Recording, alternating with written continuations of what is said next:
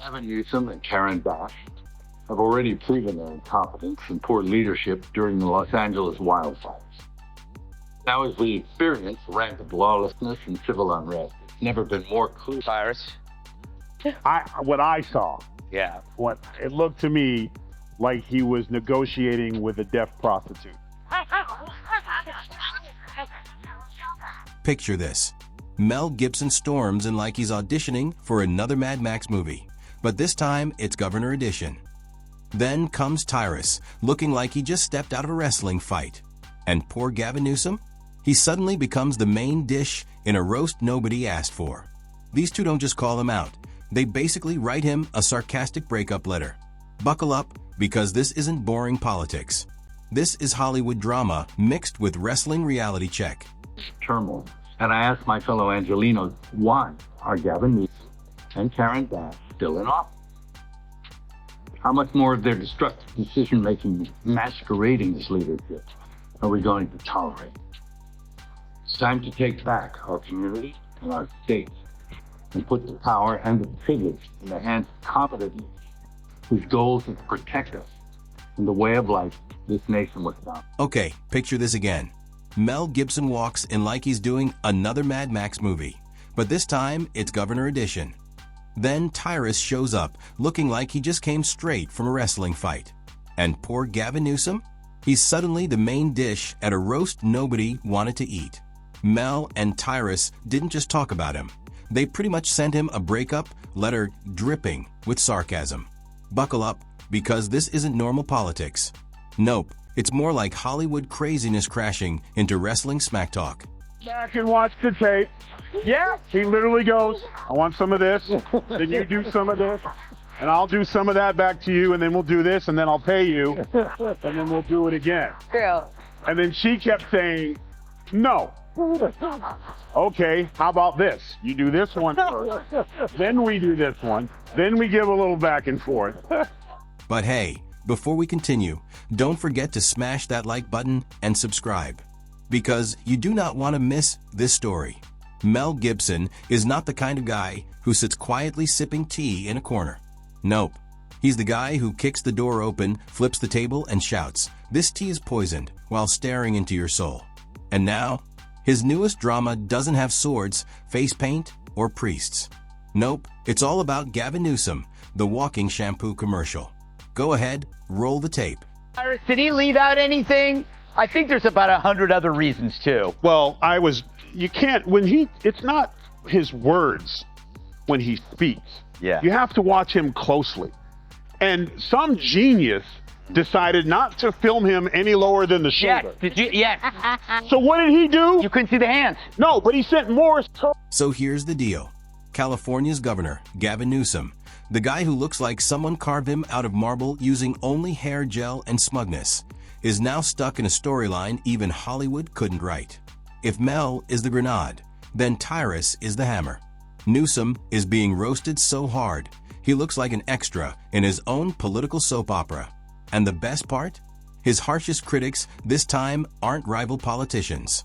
Nope, they're a Hollywood legend who never holds back, and a pro wrestler who acts like nonsense give him hives. Governor Gavin Newsom and LA Mayor Karen Bass, well, they were also suggesting that LA was under control. They had it covered while, of course, LA was essentially burning. And they've been blaming Donald Trump for all the chaos in LA, while Gavin Newsom has been trying to emerge as the strong leader of the Democrats, the eyes off the presidency in 3 years' time. But actor Mel Gibson has spoken out, blasting the governor and the mayor, rightfully so, for their disastrous leash. So why is Newsom in trouble? Easy. He runs California like it's the world's most expensive theme park. Except all the rides are broken, the bathrooms are locked, and you still pay $50 just to park. Instead of fixing things, he spends his time polishing his smile like it's a trophy. Mel and Tyrus finally said enough is enough. And instead of just throwing shade, they created a total eclipse. Or Yeah. he's negotiating with the deaf prostitute. Yeah. Let's just stick with that. Yeah. More likely. Yeah. Now, a lot of people have been coming out and calling out Gavin Newsom endlessly, and the biggest one of all is Mel Gibson. We all know that he is a very big, open critic of Gavin Newsom, and he continues to actually do that, and rightfully so, because we already know that there's a lot of issues going on right now within the state of California. See, Mel Gibson knows Hollywood better than anyone.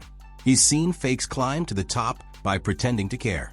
And nothing screams fake louder than Newsom, acting like the golden boy of politics, while California looks like the set of a Netflix apocalypse show. Mel looks at him and thinks, I've played villains less cartoonish than this guy. While Mel slices him up with sharp words, Tyrus bulldozes through him like a train full of sarcasm. And Newsom? He struts around acting like a future president, with hair shinier than an oil spill. But reality check. California is now a place where stores lock deodorant behind glass, and tent cities pop up next to Starbucks. It's Gotham, but without Batman. Mel Gibson lost his house in these wildfires. Yeah. And what you just saw there was an effort to recall the governor and Mayor Bass. Does his star power in this matter? It matters in the sense we're playing it now on national television on a highly rated Fox and Friends first show, and that has gone viral on social media. And meanwhile, the same day that Mel Gibson says what he says there, and he's correct on so many things as far as the management of wildfires, Gavin Newsom's approval on the handling of the wildfires is only 30%. So picture this. Gibson points out the chaos, Tyrus doubles down with a smirk, and Newsom looks like a prom king who just lost his crown. The real pain isn't just that they roasted him. It's that the roast felt like the comedy event of the year. When a Hollywood icon and a wrestler team up to roast you, your politics just became meme material. California has turned into a bumpy, broken road, painful to drive, super expensive to fix, and ignored by the guy supposed to fix it. Mel isn't polite about it either. He throws big, movie-sized insults. And Tyrus? He's the hype man, nodding and adding his own wrestling-style body slams. Together, they don't just call Newsom out. They shove him into a blinding spotlight. You can watch it. Look at the blinking. Blink, look. Meet me at the house. Like, he's blinking. He's sending. I'm getting there. Hey, just so you know, I'm not wearing pants. Ew. And then, look, he's blinking. And then eventually, the camera guy realizing that he's signaling him, so he gets appalled, leans back, camera comes down, and then we're back to this. I'll do this for you. You do this for me a little. So he's saying whatever he's going to say. There it is. See? They couldn't hold him back. He's like, I'm not on film. Oh, I'm not. Nope. Oh. And here's the twist. Instead of being the star, Newsom is now the cartoon villain in someone else's comedy special. He's not Darth Vader. He's more like the bad guy in Scooby-Doo.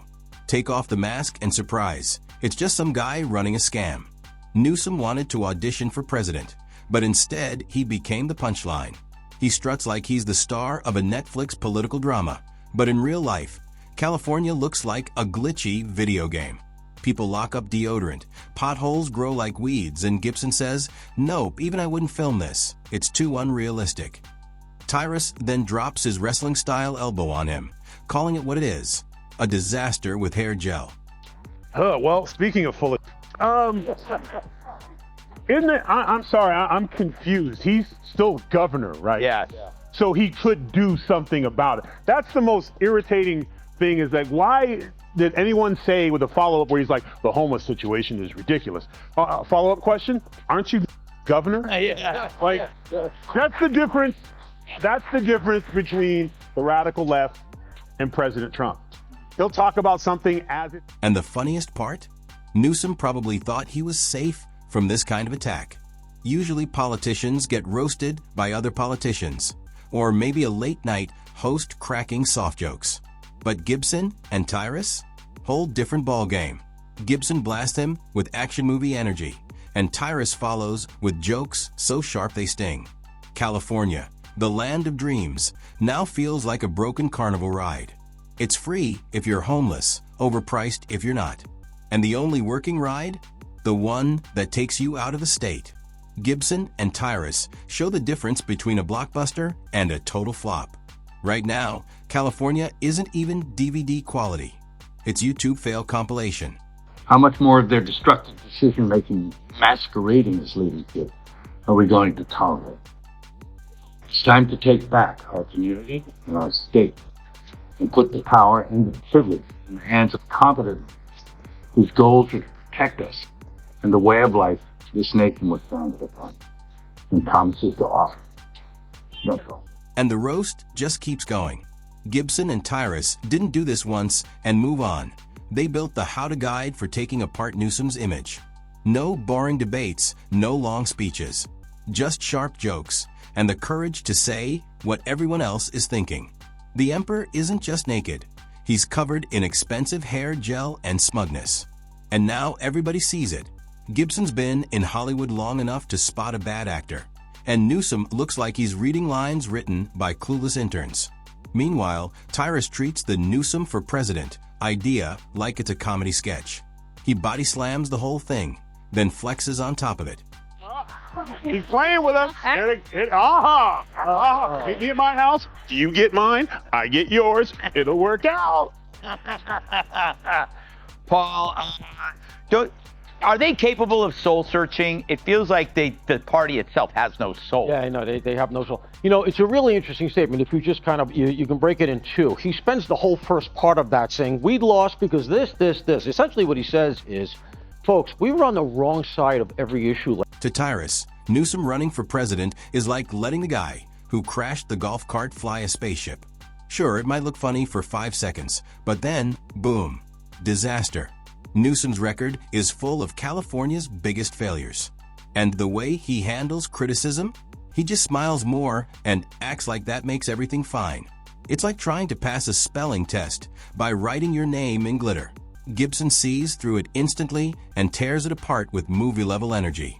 Tyrus calls it what it is, a bad act. Imagine if Newsom showed up at a real presidential debate. Other politicians would come to fight. He'd show up practicing his smirk.